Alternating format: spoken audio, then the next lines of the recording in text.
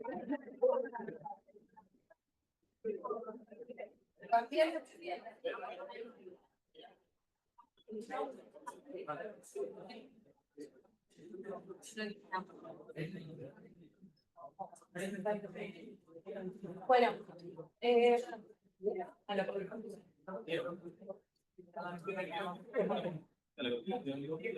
bueno, vamos a seguir con los ateneos del día de hoy. Ahora van a presentar las residentes del Hospital Militar Central.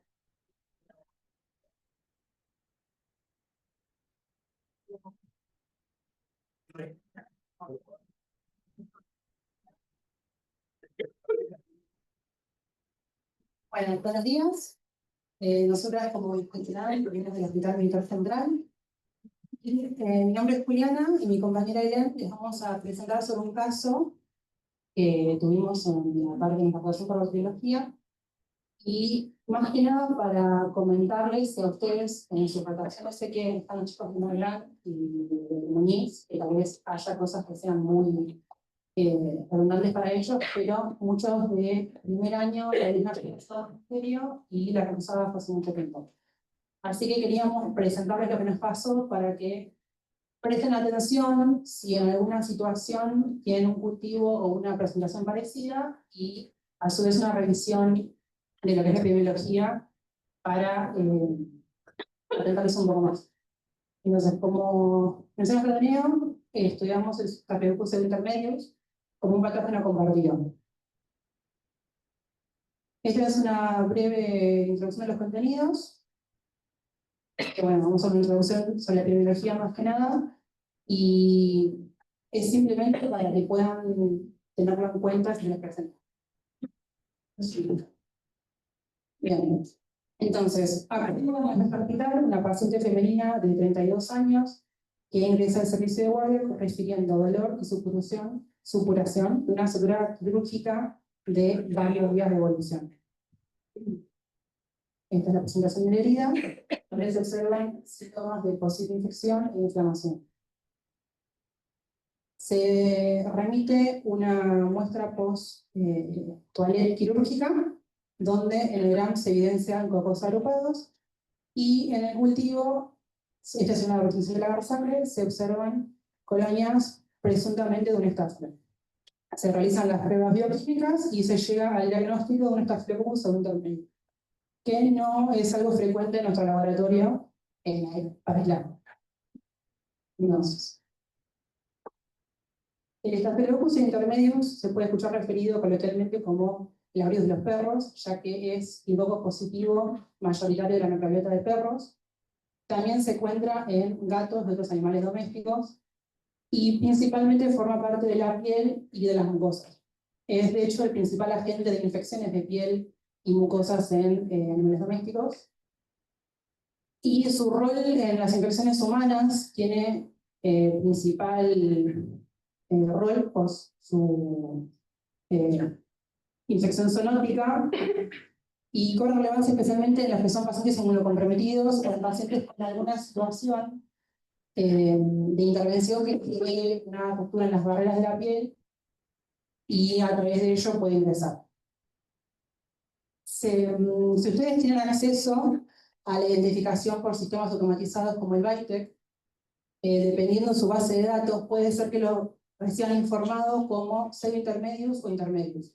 Y esto, como bioquímicos, en el informe nos va a importar muestras veterinarias, vamos a informarlo como intermedios, en cambio pseudointermedios e infecciones humanas. Esto se da porque Staphylococcus intermedios pertenece a un grupo, el grupo pseudointermedios junto con intermedios delfini, que son los tres más frecuentes, Cornubiensis y Ursi. Todos ellos, además de tener características moleculares semejantes, su identificación en laboratorios de menor complejidad suele ser difícil, y también puede ver que los encuentran informados como grupo intermedios. Brevemente un repaso por la epidemiología. La primera descripción del Staphylococcus intermedius medicina resistente fue en 2005. Esto tiene que ver en parte con que no es muy frecuente en humanos, y que suelen no investigarse, sobre todo como mencionamos en laboratorios que no tengan mucha complejidad o que no tengan los protocolos correctos. Después, a él les va a hacer un repaso más sobre las pruebas bioquímicas, que tal vez en su experiencia hayan visto que cada laboratorio de bacterio tiene como su propio librito.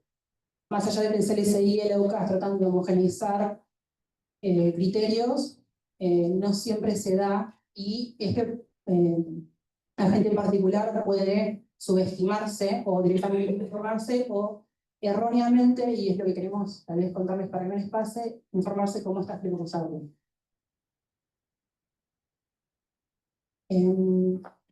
A partir de acá vamos a anotar los primeros casos y tal vez se den cuenta de un factor en común. Por ejemplo, en 2006, en Bélgica, la primera infección fue asociada con el sello marcapaso.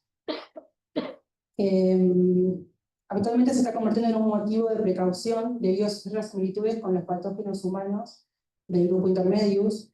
Estas bacterias poseen todas las propiedades de nuestra Staphylococcus aureus multiresistente, que se han tenido en la práctica en sus hospitales. Es un agente que al informarlo a los médicos empiezan con una serie de preguntas y mandamos sucesivas muestras por el peligro que representa para el paciente, sobre todo en particular los inmunocomprometidos. Seguimos con un caso del 2007 en Italia, que fue por una bacteriemia asociada a catéter. En Estados Unidos, recién en 2009, una infección postquirúrgica, que en esta pudieron confirmar la transmisión zoonótica de la persona que tenía un perro. Y en 2017 tuvimos nuestro primer caso, que se reportó por una amputación de miembro inferior. Entonces, para ilustrar, les trajimos un mapa de las secuencias en distintos países. Es un caso que tiene su paralelo con el Staphylococcus aureus, es que presentan alta clonalidad cuando son resistentes a meticilina. En cambio, cuando se presentan sensibles, ya no presentan esta clonalidad y son bastante diversos en sus reportes. Pero como el agente resistente a meticilina es el que suele generar más temor, es el que tenemos más casos reportados. Entonces, como dijimos, el principal vector sería los perros, que son de las mascotas más populares, por lo menos en Occidente. Y principalmente en el caso de los México, por ejemplo, el secuenciotipo 71 es el más frecuente en toda Europa, que también colonizó lo que es China y Japón. En el caso de Asia tenemos el complejo clonal 45 y el 112. En el caso del 45 es el que se encuentra en Argentina y en una versión de un complejo clonal, el 1412. Y esto es importante porque cuando se estudia la biología y se estudian las secuencias para muestras humanas, los principales son el secuenciotipo, el complejo clonal 45 y el 71. Esto es un estudio que se realizó en Australia, que bueno, para tal vez ilustrar el árbol filogenético, en este caso se utilizaron un hospital y distintas clínicas veterinarias y refugios de animales, y como se puede ver, los principales muestras de pioderma, que era la principal muestra de aislamiento, fueron en perros, pero también se encuentran en gatos, y en rojo están los aislados clínicos humanos. Y podemos ver la relación filogenética, que es bastante estrecha. Y este es un reporte que nos incluye, ya que lo que se utilizó fueron muestras de pioderma en Estados Unidos y en Argentina. En Argentina fue principalmente en la zona metropolitana. Y podemos observar que la resistencia a la resistencia a penicilinas fue marcada en tanto Argentina como Estados Unidos. Si pueden ver, en Argentina son las barras grises y en Estados Unidos son las barras en negro. Como pequeñas conclusiones, en Argentina lo que se puede evidenciar es una menor resistencia a lo que son las tetraciclinas. Esto se puede inferir por la recomendación que se tenga en cada país de su uso, tanto en las muestras que se dice en el antibiograma como en No me sale. Bueno, las que se dan por sin hacer el antigrama. El polipen de los nervios. En cambio, en Estados Unidos se ve que a las tetraciclinas es un mayor, pero como pueden ver, en Estados Unidos las resistencias en general a lo largo de la familia, la multiresistencia es un poco menor. En Argentina fue el único país que tuvo resistencia a rifampicina, y en estas barras lo que podemos ver es que en Argentina aquellas muestras de estafilococcus intermedios que fueron resistentes a ampicilina, todas fueron multidrogaresistencia. Las principales resistencias se encuentran a las drogas más comunes, que son las fluoroquinolonas, los betalactámicos y los macrolidos, que son también las drogas más utilizadas para el tratamiento de estafilococcus. En cambio, en Estados Unidos, cerca del 70% presentó multidrogaresistencia. Esto nos resulta importante, y también el estudio de las resistencias, porque vamos a tener que tener, en el caso de detectar la resistencia a meticilina, no se va a poder dar un tratamiento sin realizar un antibiograma, porque vamos a tener que buscar específicamente en ese plan aislado a qué sensibilidad presenta, si es que presenta algún tipo de sensibilidad. En cambio, en el caso de los que eran resistentes a meticilina, lo que se puede observar es que la multidrogaresistencia era mucho menos frecuente. Bueno, un poco de laboratorio. Vamos a empezar con el antibiograma que tal vez hayan realizado. Este es un antibiograma donde podemos ver varias familias que se estudian en estáfilos. Nosotros vamos a hacer hincapié en lo que son los betalactámicos, que acá podemos ver la penicilina, cefoxilina y oxacilina, y también en los macrólidos, como eritromicina y las lincosaminas como clindamicina. En este caso quisimos recalcar lo que nos pareció central de este Ateneo es que uno no puede informar un estáfilo, o debería tratar, sé que estamos en un país con recursos limitados, y además en esta situación que estamos viviendo ahora, muchísimo más, pero que no es lo mismo informar un estáfilo porque sí, un estáfilo de satélite, o simplemente decir que es pureza positivo, o descartar que sea un ARIUS. Porque según el CLSI vamos a tener distintos puntos de corte para distintas especies de estáfilos, y esto nos va a generar un tal vez falso reporte a la parte de los médicos que están tratando ese paciente, y un fracaso terapéutico que, como vimos, muchos de estos pacientes ya vienen en contextos bastante complicados como para retrasar o perjudicar esta recuperación que estamos tratando de colaborar. Entonces, acá les pusimos los diámetros, y acá tranquilamente podrían ver que presenta una resistencia a penicilina, resistencia a macrólidos y glicosaminas, y acá, dependiendo de qué especie sea, podríamos pensar en una sensibilidad a cefoxitina o una resistencia a oxacilina. Entonces, según el CLSI, en el caso de intermedios, lo que tenemos que usar es la oxacilina. Pero si en nuestro laboratorio lo hubiésemos descartado o informado como un Staphylococcus aureus, usaríamos cefoxitina. Entonces, lo que estaríamos informando es una falsa sensibilidad a un antibiótico, y en realidad es resistente, y ese paciente no va a recibir el tratamiento adecuado. A modo de presentación, la resistencia a macrólidos y la clindamicina, tal vez hayan tenido la oportunidad de realizar, siempre se ponen cerca los discos de eritromicina y clindamicina, precisamente para poder evidenciar in vitro y poder evaluar después en el paciente las resistencias por distintos métodos. En este caso, tenemos el conocido DELES, que la eritromicina tiene un fenotipo que se conoce como LSB inducible, porque precisamente la eritromicina se evidencia el achatamiento dentro del aro de clindamicina.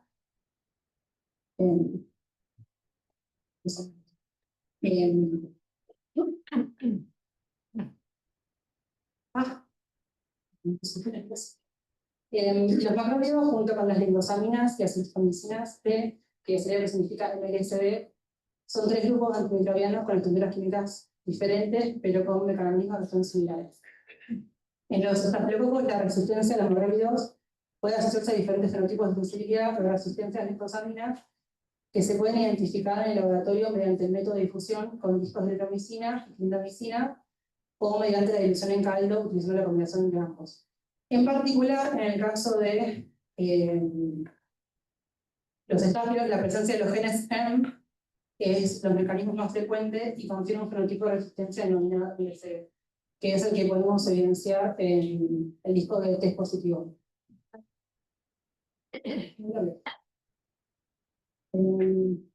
Y en el caso de las penicilinas, que veíamos la resistencia en el diagrama, en el caso que vamos a ver es la resistencia a lo que son penicilinas naturales y aminopenicidnas, pero la sensibilidad a lo que son las cefalosporinas y la escalera arriba de los beta-lactámicos.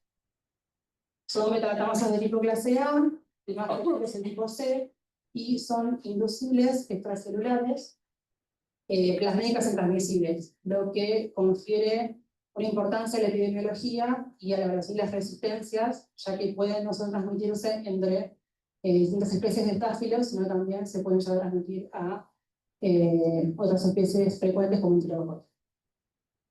Cada tipo de penicilinasa tiene un perfil de cefalto específico, lo que implica que algunas cefalosporinas se pueden introducir por algunos tipos de caracteromasas en presencia de elevados inóculos, lo que se conoce como efecto inocular.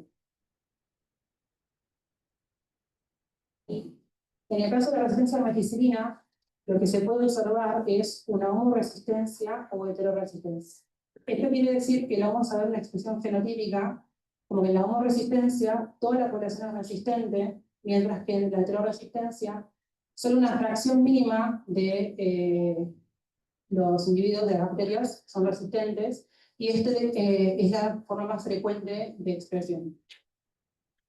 Los factores de expresión en la homoresistencia son estables, mientras que en la heteroresistencia se puede aumentar la expresión si se utilizan medios que sean ricos en cloruro de sodio, hipertónicos, o se incuban a temperaturas de 30 grados, y es un fenómeno transitorio. En el caso de la cefoxitina, es confirmatoria para la homoresistencia, pero es esencial para la detección de la heteroresistencia. Y esto se debe a que es un mejor inductor del gen NECA, que es el gen más frecuente, codificando para la PP2A, y como excepción, si se detecta la resistencia a meticilina, los antibióticos disponibles para su tratamiento van a ser ceftabiprol y ceftarabina, que son de quinta generación, y Asupenem, que no se encuentra disponible en nuestro país, ya que presentan una mayor afinidad por la PBP2A y SIMS más bajas. Este es el cuadro del CLSI, que es el que nos va a indicar qué métodos podemos utilizar y qué subrogantes vamos a tener que utilizar. Por ejemplo, en el caso de Aureus, vamos a usar la fluoxetina, como habíamos visto, y en cambio, en los grupos intermedios, vamos a tener que usar la oxacilina. Los tiempos de incubación y su capacidad de detectar los métodos más frecuentes, que son la presencia del MEC-A, y en caso de detectarla, vamos a inferir la resistencia a todos los beta-lactámicos, salvo a los paneles de quinta generación. Y en este caso, el retorno, que para el grupo subintermedios va a ser el uso de la oxacilina con una log mayor a 18 para su sensibilidad y menor a 17 para la resistencia. Por eso queríamos enfatizar que es importante la detección de la especie y no dejarlo únicamente en un estafilococo o ARSA positivo para poder reportar al médico más adecuadamente el tratamiento.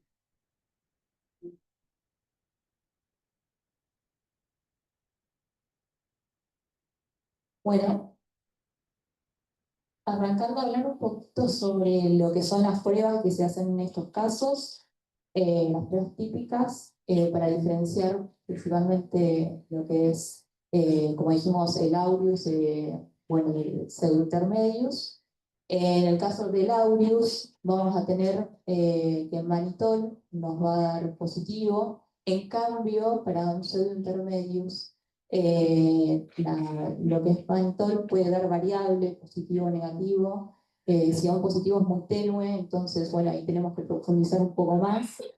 Entonces vamos a ver de hacer una DNAsa, por ejemplo, que nos tiene que dar la positiva. Lo siguiente que podremos hacer es largar una trealosa, si es que se tiene, que también tiene que dar positiva.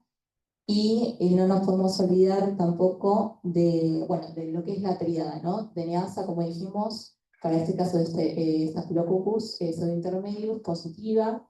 Lo que es la catalasa, eh, también debería dar positiva.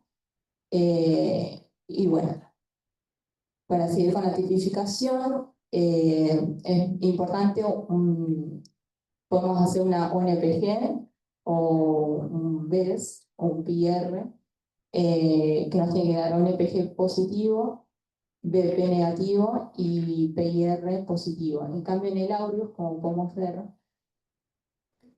el ONPG nos va a dar negativo, BP positivo y el PIR negativo.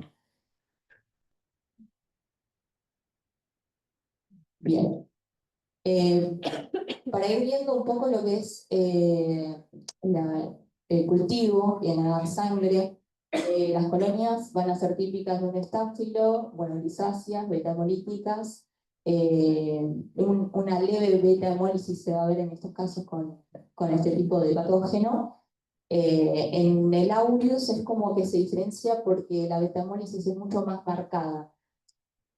Siguiendo con las fletas, bueno, vamos a hacer una tinción de Gram, que lo que deberíamos ver son cocos Gram positivos en cadena, en tetrada. Y bueno, la coagulasa, como dijimos, también es muy importante en estos casos, además de la DNAsa positiva y el mannitol variable, porque vamos a tener probablemente, cuando estemos sospechando la DNAsa positiva y el mannitol variable, que puede ser positivo o negativo, para terminar de corroborar es importante saber que la coagulasa nos tiene que dar positiva a las 48 horas. Es importante dejarla a 48 horas porque puede darnos casos de resultados retardados, o sea, a las 24 horas podría llegar a darnos un negativo, y esto es lo que nos puede llegar a confundir con un aureus, entonces es importante dejarlos esas 48 horas para, bueno, si estamos en presencia de este patógeno, que se positivice. Y bueno, la ONPG va a desarrollar un color, un color característico, en este caso amarillo, que indica positiva, y esta prueba es una de las pruebas importantes que nos diferencian el Staphylococcus aureus del pseudointermedius. Entonces, para repasar, la triada sería DNAsa positiva, mannitol variable, que puede ser negativo o positivo, la coagulasa, que sí o sí, si estamos en presencia de Staphylococcus intermedius, tiene que dar positiva en 48 horas, y para terminar de confirmar, una ONPG o un BOGES, también como ya nombramos previamente, en el caso de no tener, bueno, lo que sería un maldito o todas estas técnicas que son más específicas, digamos, para detectar. Continuando con el diagnóstico, vamos a ver un poco que la tríada, bueno, para las infecciones por este patógeno, pseudointermedius, se basa en la historia clínica, si el paciente se encuentra inmunocomprometido, bueno, factores predisponentes, tipo de medicación, también es importante que el médico, bueno, haga las preguntas ahí. La exploración física, bueno, en este caso de la paciente que nosotros hablamos al principio, que vamos a profundizar ahora, ella tenía lo que era una herida por una operación de columna, y bueno, a partir de ahí se aisló el estáfilo, pero bueno, inicialmente los médicos es importante que pregunten y hagan la anamnesis de, bueno, si tuvo contacto estrecho en estos casos con animales, con perros, que es muy habitual, y bueno, está bueno preguntar eso. Y también tener en cuenta obviamente los cultivos y las pruebas de microbiología. Ahora vamos a hablar sobre el caso clínico que nos tocó a nosotros. Un poco de la historia clínica de esta paciente, como ya dijimos, es una paciente femenina de 32 años que ingresó al servicio de traumatología de nuestro Hospital Militar Central para la intervención quirúrgica, que ya estaba programado. Era un trastorno de disco lumbar, tenía de disco vertebral L5S1, y bueno, se le realizó una disectomía y el procedimiento es bien tolerado. Esto se dio en la fecha el 5 de febrero de este año. Al día siguiente, bueno, se le hace el control evolutivo, la paciente se encuentra hemodinámicamente estable, afebril, se le realiza lo que es la cura, una cura estéril de la herida, y ya en condiciones mejoradas se le otorga el alta hospitalaria ese mismo día. Se le dan todas las indicaciones y las pautas de alarmas y queda bajo control ambulatorio con servicio externo tratante. Podemos ver el laboratorio normal, la química normal también, se hizo química, ionograma, los parámetros del hemograma también. Se ve que tiene como un elevamiento en recuentos de leucocitos, que eso ahora vamos a ver por qué. Pero después el resto también tiene como una leve anemia, pero no interfiere en este caso. Un mes después, cuando se le hacen los controles a la paciente, se le vuelve a hacer también un laboratorio y bueno, vemos que el iono, la química se encuentran normales y no hay muchos cambios con lo que es, o sea, el laboratorio con lo que es el mes anterior que cuando se le hizo esta intervención. Pero la paciente refiere dolor en lo que es un poco la herida y bueno, ella se va a hacer este control, se hace una resonancia y se puede visualizar que hay una colección en esa zona y bueno, entonces se procede a la internación. De acá en adelante vamos a ver la evolución de la paciente durante la semana, en donde, bueno, efectivamente se detecta que tiene una infección consecutiva, lo que fue el procedimiento quirúrgico, y al día siguiente se solicita interconsulta con el servicio de infectología para hacer la valoración del esquema antibiótico postoperatorio al alta que ya había tenido. Entonces la paciente ingresa al quirófano bajo anestesia y se realiza lo que es el primer toilet quirúrgico, procedimiento bien tolerado, y se toman las muestras necesarias para lo que es los cultivos. Toman muestras de partes blandas, material quirúrgico y óxido. Entonces, a partir de acá, bueno, el servicio de infectología actúa y sugiere un tratamiento inicial con ciprofloxacina 400 miligramos y TMS cada 12 horas. Bueno, y se queda bajo control evolutivo y a la espera definitiva, bueno, de los cultivos. Al día siguiente, la paciente pasa el servicio de traumatología. Su estado es, bueno, clínicamente estable, afebril, y bueno, cursa la noche sin más complicaciones, a la espera de los resultados del cultivo y cumpliendo con el tratamiento antibiótico que le fue dado por parte de la infectología. Se actualiza el laboratorio, no tiene mucha variación, la vejez está un poco elevada, pero también, bueno, por todo esto que viene pasando, la infección y todo el cuadro. Como podemos ver en la última imagen, se le realiza una cura plana y vemos que la gasa se encuentra manchada y con abundante débito hemático, que bueno, esto es por toda la supuración que tiene y ya vamos a ver por qué. Al día siguiente se solicita la interconsulta con el servicio de infectología para el cambio de antibiótico-terapia por una posible reacción alérgica a lo que es el esquema indicado por infectología. Entonces a esto el servicio de infecto responde y indica suspender el tratamiento con ciprofloxacina e iniciar rotar a cefazolina 2 gramos cada 8 horas, endovenoso, y continuar con TMS. Y bueno, esto se va a ir ajustando de acuerdo al resultado de los cultivos. El 8 del 3, la paciente, bueno, sigue manchando la gasa con moderado contenido seropurulento y sin débito a la compresión, y se realiza nuevamente la cura estéril. La paciente sigue cumpliendo con el tratamiento antibiótico y el 9 del 3, ya hemodinámicamente estable, la paciente sigue presentando una mancha de gasa leve con contenido serohemático y un débito seroso a la compresión y bajo control, o sea que haga bajo control evolutivo.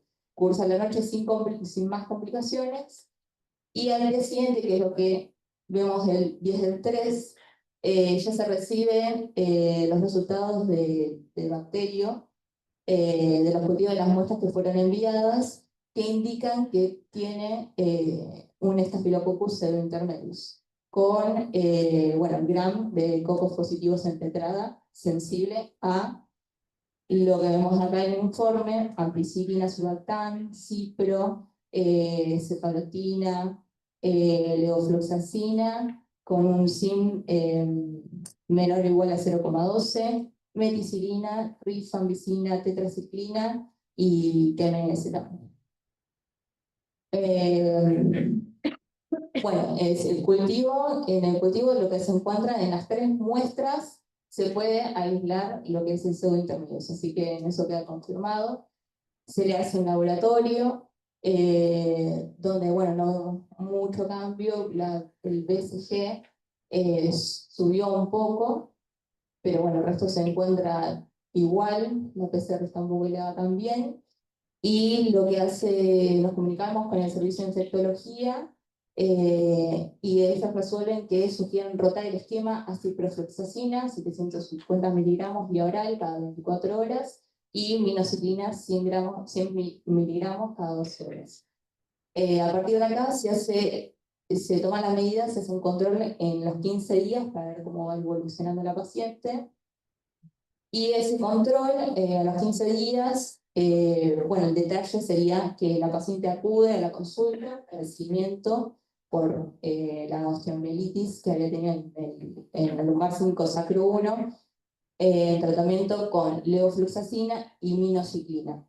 La paciente con buena evolución clínica, o sea, se encuentra la paciente con buena evolución clínica, y ya 19.3 también se rescata de las muestras, de una de las muestras de los toilettes que se habían hecho, también un Staphylococcus aemolíticos con sensibilidad a las tetraciclinas. A esto en infectología, bueno, realiza tratamiento con vancomicina y continúa con el igual esquema, y la paciente evoluciona favorablemente, ya la herida está limpia, seca, no tiene dolor.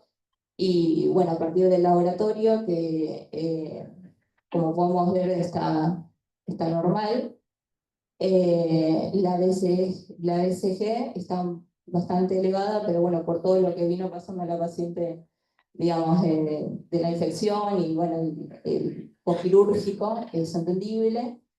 Y lo mismo también la PCR, que se encuentra un poco elevada, pero después los siguientes laboratorios dieron normales. Entonces, en condiciones mejoradas, se le otorga el alta hospitalaria a la paciente. En conclusión, lo que nosotros queremos que nos quede es que el Staphylococcus intermedius representa un problema para la salud pública, tanto por las infecciones que causa en animales y en humanos, como por el reservorio de los genes de resistencia, del cual ya hablamos con mi compañera, y su potencial transferencia entre los aislados de origen humano y animal. Por otro lado, la vigilancia de las infecciones por este patógeno, pseudointermedios, y el control de la resistencia a los antibióticos son cruciales para prevenir la diseminación de estas bacterias. Y también algo crucial es la prevención, que no lo pusimos, pero Obviamente la prevención con las mascotas, digamos, si estamos en un estado de posoperatorio, por ejemplo, como en este caso, tener cuidado con el contacto estrecho con las mascotas, y bueno, y la higiene es muy importante, el lavado de manos, también por parte del control veterinario, en el caso de si notamos algo raro en nuestro perro o en nuestras mascotas, es importante el control veterinario de las infecciones de las mascotas que están colonizadas y su manejo. Y por último, el conocimiento de la epidemiología de Staphylococcus intermedius multiresistente desempeña un rol importante para el tratamiento terapéutico y el control de las infecciones producidas por este patógeno. Bueno, esta fue la bibliografía consultada y queríamos agradecerle a todo el grupo de la residencia del Hospital Militar, al servicio de bacterio y de infectología que nos ayudaron en este caso. Y gracias a ustedes por escuchar.